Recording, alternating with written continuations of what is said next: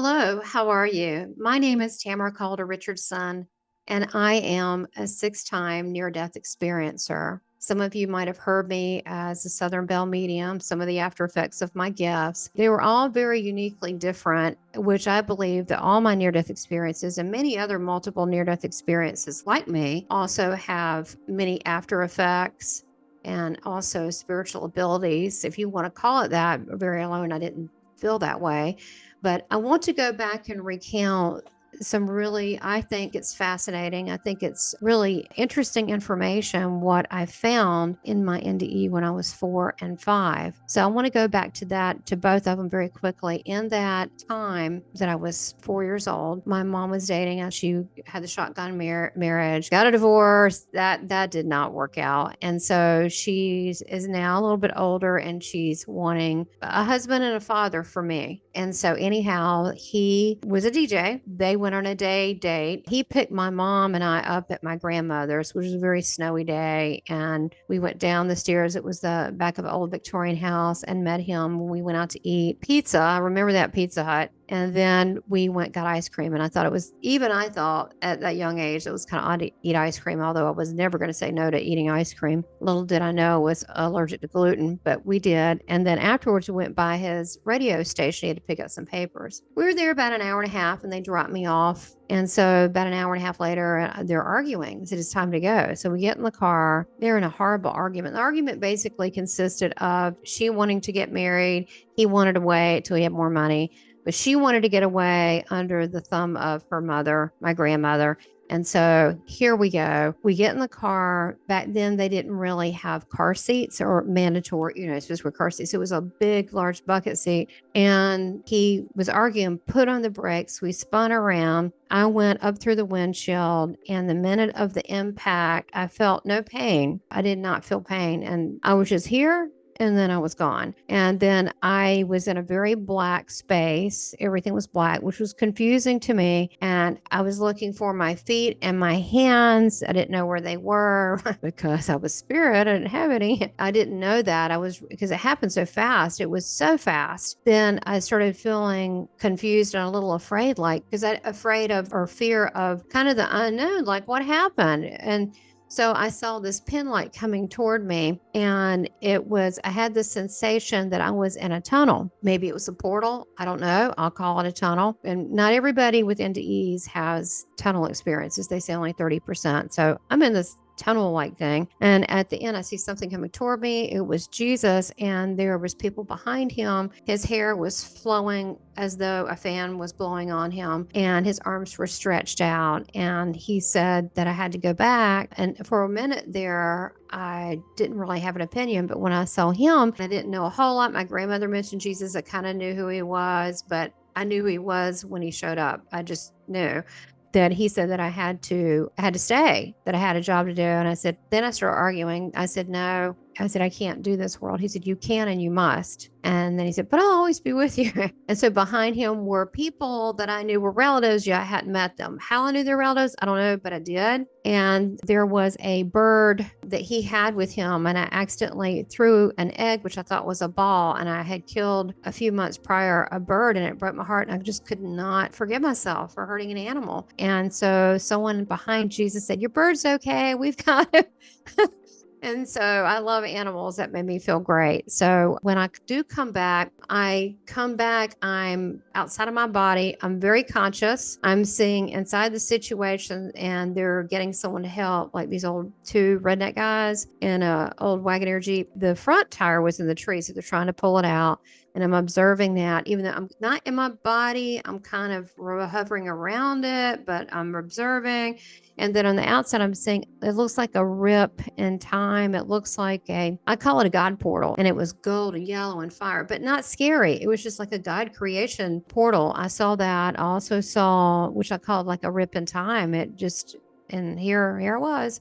And then I saw an angel that was all gold and yellow that I knew to be Uriel. I also saw a cross in the park, which should have been frozen, which it was. But I also saw like Native American family cooking food over a fish with a baby, a man and a wife, or a woman, whatever. And then I saw overhead a hot air balloon, which kind of is impossible, but I tapped into some other reality. And then behind, there was a fire station. I saw firemen, but they were dressed in different time period fireman outfits. And then I saw other people that were friendly, but they were not really there. They were spirit people, but I could see them just like I could see anybody. And they were very concerned and friendly, and they were dressed in all different time periods. And a lady came up to the window and she goes, "Hi, my mother knew your grandmother. I'm Judith Hefner. She's shopped her jewelry store." And she was very friendly. And she said, "We hear you're the one who's carrying our voices." And so I hear this whisper. She's scared for us. So I didn't know that I would actually talk to people for a living doing this later on, people that have crossed over, but I love them. I was spirit. So anyway, fast forward, I did have my nose busted up and 3 surgeries later to remove cartilage out of my nose and all of that. You know, I have still today have sinus problems, but considering that's okay. I'm fine. Thank God for that. And so I want to move into my next year. So she ends up marrying the DJ, right? He ends up adopting me. So we're not at this point, a year later, he's putting the adoption papers through. And so he wants to improve himself, right? Because he has a family now. So he gets hired at another radio station in Raleigh, North Carolina. And we moved there. And during this time, my mom, she didn't really have any particular skills. She knew some administration and typing, but she was basically a housewife. But she did do part-time work. And so while she was gone, I was being molested by the stepdad. So that I would hide under the bed. I would lock myself in the closet. And I used to have a lot of conversations with God saying, "I don't want to be here." And I used to say, "Can you kill him?" And then I began to realize that that was wrong to ask that. So I said, "Well, just take me." So let me just tell you, if you say things like that, God hears you. So be careful if they're saying anything like that. So I did. And I said, "I can't do this. I can't do this." So I got pneumonia and I got really ill. And the night that I got ill, the next day I was more ill. My mom didn't take me in. My stepdad didn't want her to take me. So we don't have the money, which my grandmothers would have spotted them and taken care of it. They were a couple hours away, but they would have helped for sure. So my mom finally called the hospital. They had the emergency room, but they didn't have these little centers you can go to now. And so she called and they said, "Put me on ice." My fever got up to 103.9, close to 100. I think it did get over 104, but I just remember the last was 103.9. She put me in ice. I remember that to this day, ice. When you're burning up, you do not want to be in a tub of ice. That was very shocking. And so I'm in the tub of ice, and then she dries me off. She tries to feed me. She doesn't realize my lungs are collapsing. And so I don't eat. I'm not hungry. I can't eat, actually. So I lay down to go to bed. She checks me in about an hour, and I'm completely soaked the entire bed in my outfit. So she grabs me. She tells my stepdad, she's married to, she said, "Okay, we got to go now to the hospital." Well, in the meantime, Dr. Martin Luther King was assassinated. So they put up National Guard everywhere. You could not leave. You couldn't drive, not after 10. So at this point, it was 11 p.m. We weren't allowed on the roads. You can get arrested. So he had a media car working at the station, WKIX. And so we got in the media car. And as we were driving along, I left my body. I had shallow breathing and I died. And I saw all the fires going on and the riots in the distance. And I followed the car. I guess it was 150, 200 feet up in the air. I followed the car. Then sometimes I would come back inside. Then I'd follow the car above because I was kind of curious looking. I felt no pain because I was not in my body. The minute you're in your body, that's different. But I didn't feel any pain. And we hit the first barricade of the National Guard. And they said, "What are you doing?" And they could definitely see I was passed out or not breathing or something's going on. They called ahead and let us go straight through. And they even called the hospital for us, which I remember was Rex Hospital. So we went on, and when I got there, there was 8 to 12 assistants and a couple doctors waiting for me. And they rushed me in, but I'm not in my body. I'm above watching this whole thing and watching the team, watching go into the room, watching the lights. I'm just observing. It's kind of odd. I'm just observing in a detached manner my body. And then I'm seeing them pump out goop. They hook me up to all this equipment and heart stuff. And then they put something where they're pump stuff out of I didn't feel any of this. I was watching from above. They're trying to get a pulse. They're pulling this goopy stuff, which my lungs were filling up with. This looked pussy, whatever it was. And so when I came in, they said DOA 15 minutes. And then for 2 hours, they tried to get a pulse. So they even there was 2 male doctors working on me, and they were frustrated I would die. And then they would try to bring me back a lot. They would die and try to bring me back. One of them went to my mom outside who was crying, cussing out my stepdad. I felt bad for her. I wanted to hug her, but that's what was going on. And the doctor came out and said, we're trying to get her pulse, trying to get her vitals. I don't think mom knew how bad it was. I don't think she knew what that really meant. And so he went back, and they're trying, and they would get a slight pulse and then they would lose it. They would get a slight pulse and lose it. So eventually it got very quiet, and the sheet was covered up over my head, which it was just peaceful. It was just quiet. And I was zooming around the hospital. I get bored, by the way. Let me back up. I would go to the hospital and talk to people. One little girl did see me. She could see me as a spirit. We are spirits. So you don't have to be dead. I mean, but most people kind of stay in their vessel. But she did see me, and then I would zoom and come back. But this last time it went somber, and I saw a female and male, and I knew they were Catholic because they had rosaries and the way they were dressed, their outfits. I didn't know till much later as an adult in life that the old hospital wrecks was started by the Catholics. I didn't know that. I didn't grow up Catholic, but I could tell by the outfits and the woman said, "Blessed are the innocent," and they were praying over me as a spirit. And so I felt as though they used to have a children mission, and their mission still is that. So next thing I know, within a flash, I mean, it was just so quick. First of all, I'm in a field, the most gorgeous paradise field you've ever seen. I'm looking beside me, and there is Jesus. I knew for a fact it was him. Like even if you didn't know him, you would know him. You're thinking, how's that possible? He's a big deal over there, but it was him. And was very friendly. He was very glowy, emanating light coming out of him. Really beautiful teeth, very friendly, kind eyes. And he had my hand on the right side, and he was kneeling. And I said, "You're that man I talked to," because my grandmother told me to talk to him, that he's your friend, which he is. He was my friend. He's resurrected me a few times, but he was beside me, and he said, "You have to go back, little girl." And I pointed, and over to the left were children playing on a roundabout, where you spin around.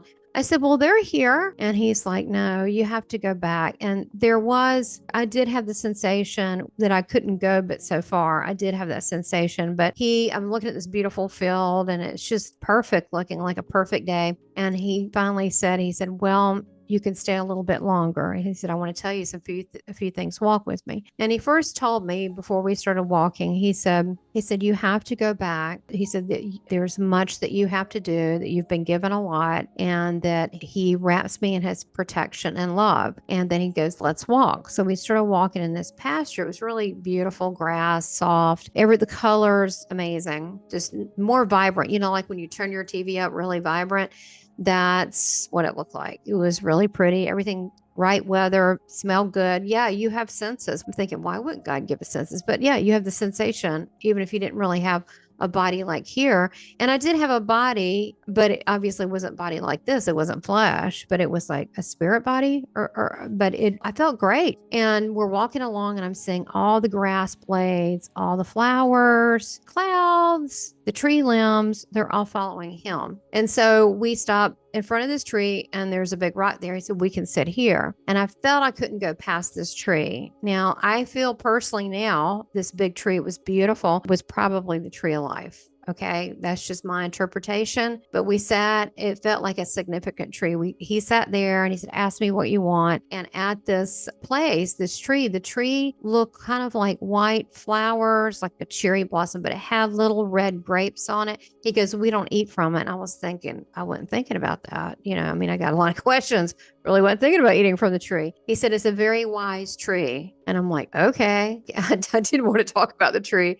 So we sat there and I asked him things like, how is energy made? And then he would instantly telepathy, mind to mind, boom, put it in my head. I just knew. And I was like, okay, I got bored with that. Then he started talking and he said, I want to talk to you about manifestation, how we create, how we create things from our mind. And I was like, okay. He said, in heaven, we do it really quickly. Whatever we want happens quickly if we want to be somewhere. It's the same process on earth, but it just takes a lot longer. So that's why it's very important for you to be mindful of what you want and where you put your thoughts. And I was like, okay, can I try the one here? He goes, okay. So I visualized we were in a little boat and we were in a stream and these little fish came up and I was on one of these little boat. Jesus was on the other end. The fish swam up to Jesus. He picked one up and said hello to it, put it back down. He goes, that's how we fish here. Then he began talking about manifesting things in the world and manifesting love. And he began to talk about my mission and helping people to understand that they are loved and that they are important and help, people to know that, which he often tells me now, be the love you're created to be. And so I said, I don't know. This world's a lot going on. Remember, I just left with the violence that, everything was shut down because the fire is burning it, So, I'm like, I don't know about this world. I don't think I can do that. And he said, no, I could do it and that he would help me. And he had other that would help me and angels that would help me and he would help me. And then I had several ones over there helping me, but there are people on this earth that also had a similar mission and that they're also going to be doing it. And I wouldn't be alone. And I said, I just don't know. I just don't think those odds ring up. I don't think that. Yeah. So I argue with Jesus. I wasn't mean about it. I just what he was asking, I didn't think I could do. And so he guaranteed that I would be able to do it. Of course, this day I sit here thinking, am I doing it? And I don't know, but I'm trying. My mission is really important because I did say yes. So I was there for 3 days. I was put in a induced coma and I was there 3 days with him, which in the 3 days that I spent with Jesus in heaven felt like an eternity. And then bonus, when I came back, I still hear his voice and I still talk to him. But of course, I think that's available to everybody because we're all from heaven, right? And he loves everybody, even if you don't know him. But it changed me when I came back. I feel like that what I learned from my near-death experiences, I feel that the world that we live in is somewhat like a holographic universe that's creating experiences for us. And that this world, there's so much more than beyond what we can see. That the spiritual world, the veil behind it, is just as important as this world. And the things that we don't see are the most important, like faith, love, kindness, gentleness, passion, creativity, doing the right thing. All these things, these emotions and concepts are more important than things here. So I'm convinced that we are living in some type of, that our true self is a spirit and we're living in some kind of holographic universe to have this experience so we can learn and hopefully make good decisions based on love and unity. So just remember what Jesus told me, be the love you're created to be. And I send you my love. Thanks for listening.